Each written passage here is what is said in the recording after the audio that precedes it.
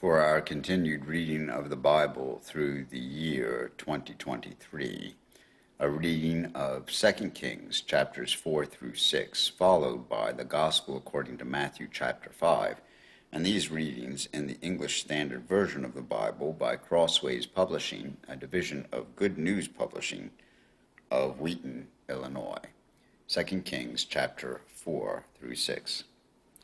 Now the wife of one of the sons of the prophets cried to Elisha, "Your servant, my husband, is dead, and you know that your servant feared the Lord. But the creditor has come to take my 2 children to be his slaves." And Elisha said to her, "What shall I do for you? Tell me, what have you in the house?" And she said, "Your servant has nothing in the house except a jar of oil."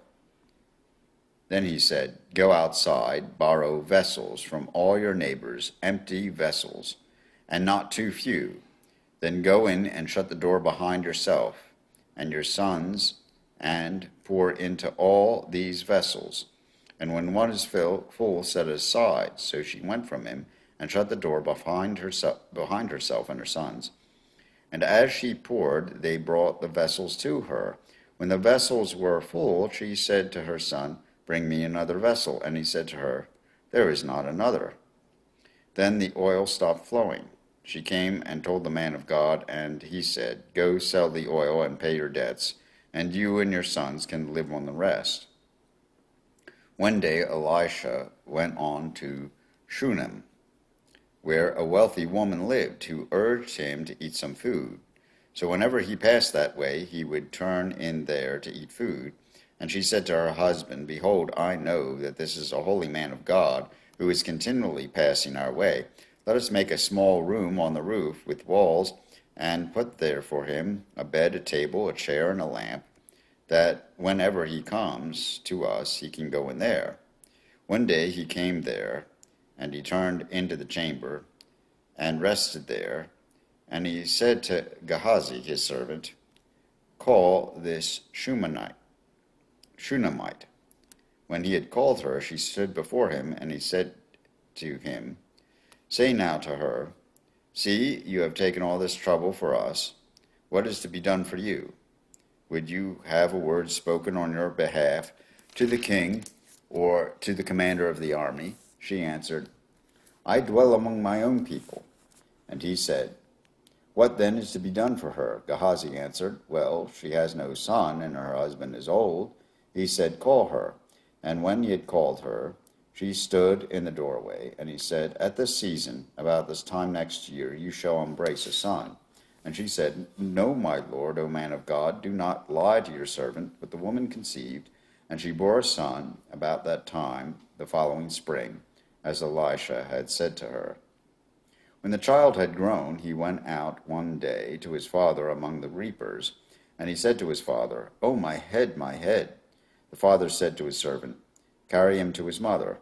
And when he had lifted him and brought him to his mother, the child sat on her lap till noon, and then he died.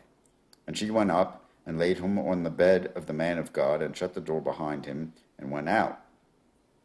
Then she called to her husband and said, "Send me one of the servants and one of the donkeys, that I may go quickly to the man of God and come back again." And he said, "Why will you go to him today? It is neither new moon nor Sabbath." She said, "All is well." Then she saddled the donkey, and she said to her servant, "Urge the animal on, do not slacken the pace for me unless I tell you." So she set out and came to the man of God at Mount Carmel. When the man of God saw her coming, he said to Gehazi, his servant, "Look, there is the Shunammite. Run at once to meet her, and say to her, 'Is all well with you? Is all well with your husband? Is all well with the child?'" And she answered, "All is well." And when she came to the mountain to the man of God, she caught hold of his feet, and Gehazi came to push her away. But the man of God said, "Leave her alone, for she is in bitter distress, and the Lord has hidden it from me, and has not told me." Then she said, "Did I ask my Lord for a son? Did I not say, 'Do not deceive me'?" He said to Gehazi, "Tie up your garment, and take my staff in your hand, and go. If you meet anyone, do not greet him, and if anyone greets you, do not reply, and lay my staff on the face of the child." Then the mother of the child said, As the Lord lives, and as you yourself live, I will not leave you. So he arose and followed her. Gehazi went on ahead and laid the staff on the face of the child, but there was no sound or sign of life. Therefore he returned to meet him and told him, The child has not awakened. When Elisha came into the house, he saw the child lying dead on his bed. So he went in and shut the door behind the two of them, and prayed to the Lord. Then he went up and lay on the child, putting his mouth on his mouth, his eyes on his eyes, and his hands on his hands. And as he stretched himself upon him, the flesh of the child became warm. Then he got up again and walked once back and forth in the house, and went up and stretched himself upon him. The child sneezed 7 times, and the child opened his eyes. Then he summoned Gehazi and said, Call this Shunammite. So he called her, and when she came to him, he said, Pick up your son. And she fell at his feet, bowing to the ground. Then she picked up her son and went out. And Elisha came again to Gilgal, when there was a famine in the land. And as the sons of the prophets were sitting before him, he said to his servant, Set on a large pot and boil stew for the sons of the prophets. One of them went out into the field to gather herbs, and found a wild vine, and gathered it from it his lap full of wild gourds, and came and cut them up into the pot of stew, not knowing what they were. And they poured out some for the men to eat. But while they were eating of the stew, they cried out, O man of God, there is death in the pot. And then they could not eat it. He said, Then bring flour. And they threw it into the pot, and said, Pour some out for the men, that they may eat. And there was no harm in the pot. A man came from Baal-shalisha, bringing the man of God bread of the first fruits, 20 loaves of barley, and fresh ears of grain in a sack. And Elisha said, Give to the men, that they may eat. But his servant said, How can I set this before 100 men? So he repeated, Give them to the men, that they may eat. For thus says the Lord, They shall eat, and have some left. So he set it before them, and they ate, and had some left, according to the word of the Lord. Naaman, commander of the army of the king of Syria, was a great man with his master, and in high favor, because by him the Lord had given victories to Syria. He was a mighty man of valor, but he was a leper. Now the Syrians, on one of their raids, had carried off a little girl from the land of Israel, and she worked in the service of Naaman's wife. She said to her mistress, Would that my Lord were with a prophet who is in Samaria. He would cure him of his leprosy. So Naaman went in and told his Lord, Thus and so spoke the child from the land of Israel. And the king of Syria said, Go now, and I will send a letter to the king of Israel. So he went, taking with him 10 talents of silver, 6,000 shekels of gold, and 10 changes of clothing. And he brought the letter to the king of Israel, which read, When this letter reaches you, know that I have sent to you Naaman, my servant, that you may cure him of his leprosy. And when the king of Israel read the letter, he tore his clothes and said, Am I God to kill and to make alive, that this man sends word to me to cure a man of his leprosy? Only consider and see how he is seeking a quarrel with me. But when Elisha, the man of God, heard that the king of Israel had torn his clothes, he sent to the king, saying, Why have you torn your clothes? Let him come now to me, that he may know that there is a prophet in Israel. So Naaman came with his horses and chariots, and stood at the door of Elisha's house. And Elisha sent a messenger to him, saying, Go and wash in the Jordan 7 times, and your flesh shall be restored, and you shall be clean. But Naaman was angry, and went away, saying, Behold, I thought that he would surely come out to me, and stand and call upon the name of the Lord his God, and wave his hand over the place, and cure the leper. Are not Abana and Pharpar, the rivers of Damascus, better than all the waters of Israel? Could I not wash in them and be clean? So he turned and went away in a rage. But his servants came near and said to him, My father, is it a great word the prophet has spoken to you? Will you not do it? Has he actually said to you, Wash and be clean? So he went down and dipped himself 7 times in the Jordan, according to the word of the man of God, and his flesh was restored like the flesh of a little child, and he was clean. Then he returned to the man of God, he and all his company, and he came and stood before him, and he said, Behold, I know that there is no God in all the earth but in Israel, so accept now a present from your servant. But he said, As the Lord lives, before whom I stand, I will receive none.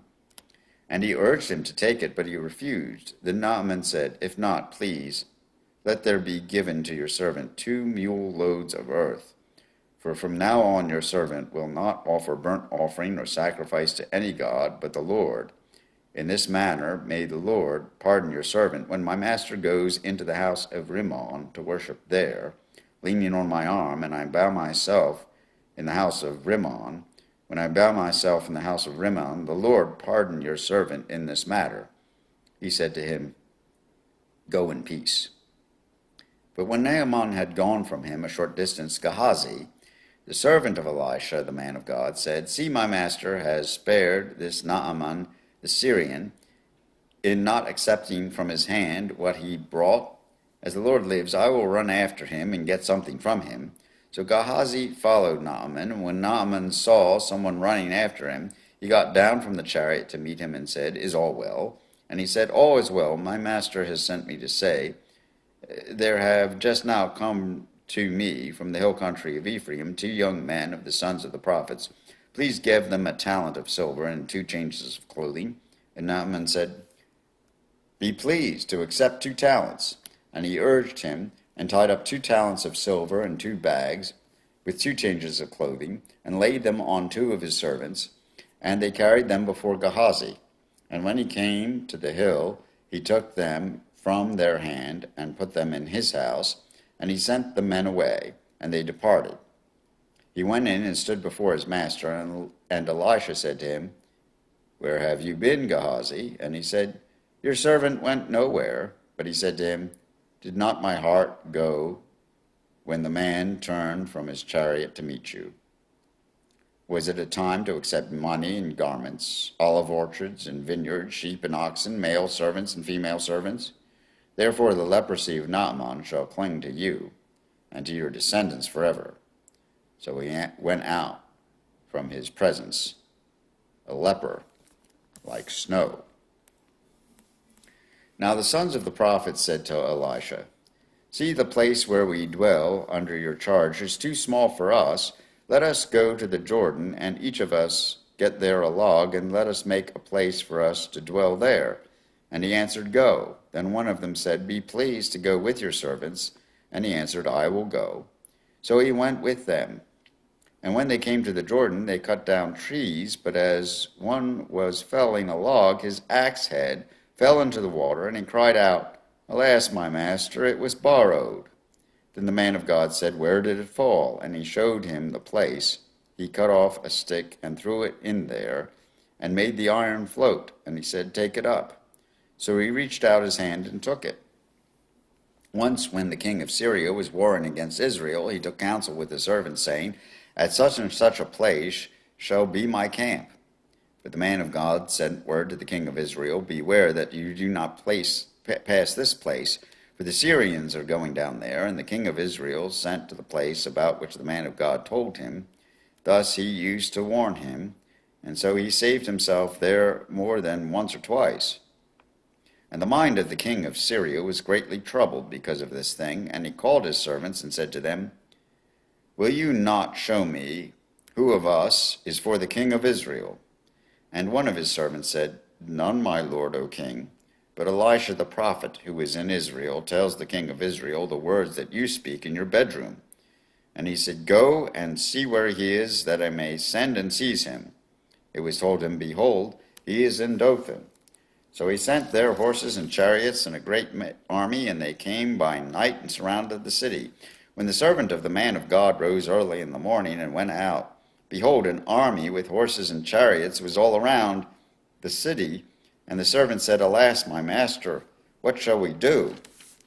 He said, Do not be afraid, for those who are with us are more than those who are with them. Then Elisha prayed and said, O Lord, please open his eyes that he may see. So the Lord opened the eyes of the young man, and he saw, and behold, the mountain was full of horses and chariots of fire all around Elisha. And when the Syrians came down against him, Elisha prayed to the Lord and said, Please strike this people with blindness. So he struck them with blindness in accordance with the prayer of Elisha. And Elisha said to them, This is not the way, and this is not the city. Follow me, and I will bring you to the man whom you seek. And he led them to Samaria. As soon as they entered Samaria, Elisha said, O Lord, open the eyes of these men that they may see. So the Lord opened their eyes, and they saw, and behold, they were in the midst of Samaria. As soon as the king of Israel saw them, he said to Elisha, My father, shall I strike them down? Shall I strike them down? He answered, You shall not strike them down. Would you strike down those whom you have taken captive with your sword and with your bow? Set bread and water before them, that they may eat and drink, and go to their master. So he prepared for them a great feast. And when they had eaten and drunk, he sent them away, and they went to their master. And the Syrians did not come again on raids into the land of Israel. Afterward, Ben-Hadad, king of Syria, mustered his entire army, and went up and besieged Samaria. And there was a great famine in Samaria, as they besieged it, until a donkey's head was sold for 80 shekels of silver, and the fourth part of a cab of dove's dung for 5 shekels of silver. Now as the king of Israel was passing on by the wall, a woman cried out to him, saying, Help, my lord, O king. And he said, If the Lord will not help you, how shall I help you? From the threshing floor or from the winepress? And the king asked her, What is your trouble? She answered, This woman said to me, Give your son that we may eat him today, and we will eat my son tomorrow. So we boiled my son and ate him. And on the next day I said to her, Give your son that we may eat him. But she has hidden her son. When the king heard the words of the woman, he tore his clothes. Now he was passing by on a wall, and the people looked, and behold, he had sackcloth beneath on his body. And he said, May God do so to me and more also, if the head of Elisha the son of Shaphat remains on his shoulders today. Elisha was sitting in his house, and the elders were sitting with him. Now the king had dispatched a man from his presence, but before the messenger arrived, Elisha said to the elders, Do you see how this murderer has sent to take off my head? Look, when the messenger comes, shut the door, and hold the door fast against him. Is not the sound of his master's feet behind him? And while he was still speaking with them, the messenger came down to him and said, This trouble was from the Lord, but why should I wait for the Lord any longer? Here ends the reading of 2 Kings, chapters 4 through 6. A reading of the Gospel according to Matthew chapter 5. Seeing the crowds, he went up on the mountain. When he sat down, his disciples came to him. And he opened his mouth and taught them, saying, Blessed are the poor in spirit, for theirs is the kingdom of heaven. Blessed are those who mourn, for they shall be comforted. Blessed are the meek, for they shall inherit the earth. Blessed are those who hunger and thirst for righteousness, for they shall be satisfied. Blessed are the merciful, for they shall receive mercy. Blessed are the pure in heart, for they shall see God. Blessed are the peacemakers, for they shall be called sons of God. Blessed are those who are persecuted for righteousness' sake, for theirs is the kingdom of heaven. Blessed are you when others revile you and persecute you and utter all kinds of evil against you falsely on my account. Rejoice and be glad, for your reward is great in heaven, for so they persecuted the prophets who were before you. You are the salt of the earth, but if the salt has lost its taste, how shall its saltiness be restored? It is no longer good for anything except to be thrown down and trampled under people's feet. You are the light of the world. A city set on a hill cannot be hidden, nor do people light a lamp and put it under a basket, but on a stand, and it gives light to all in the house. In the same way, let your light shine before others, so that they may see your good works and give glory to your Father who is in heaven. Do not think that I have come to abolish the law or the prophets. I have not come to abolish them, but to fulfill them. For truly I say to you, until heaven and earth pass away, not an iota, Not a dot will pass from the law until all is accomplished.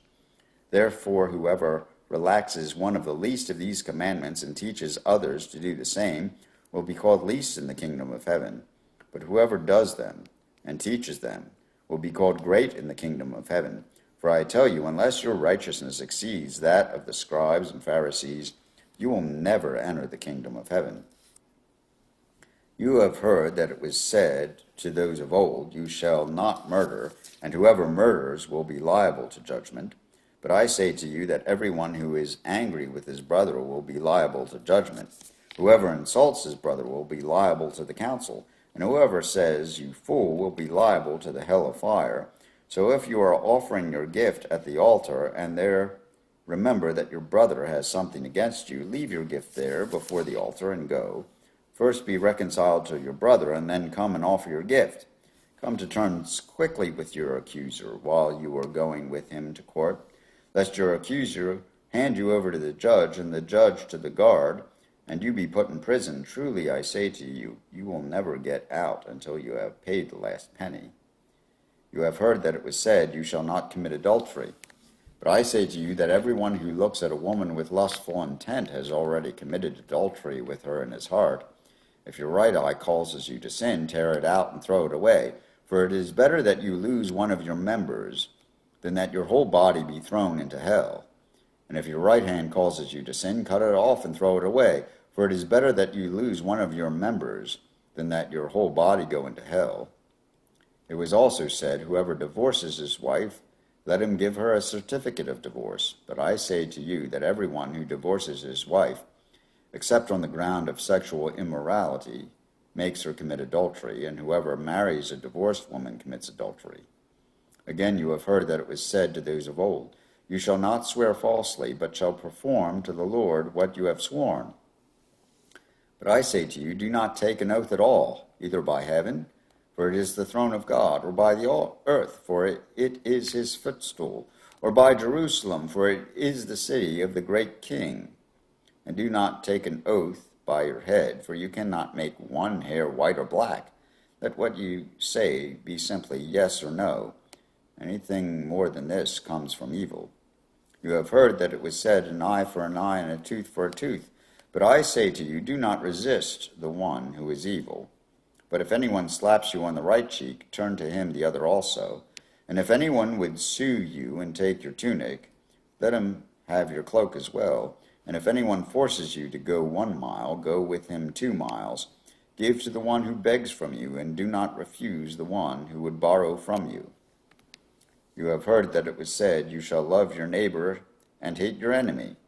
But I say to you, love your enemies, and pray for those who persecute you, so that you may be sons of your Father who is in heaven. For he makes his sun to rise on the evil and on the good, and sends rain on the just and on the unjust. If you love those who love you, what reward have you? Do not even tax collectors do the same? And if you greet only your brothers, what more are you doing than others? Do not even the Gentiles do the same? You therefore must be perfect, as your heavenly Father is perfect. Here ends the reading of the Gospel according to Matthew chapter 5, and these readings from 2 Kings and from the Gospel according to Matthew in the English Standard Version of the Bible by Crossways Publishing, a division of Good News Publishing of Wheaton, Illinois.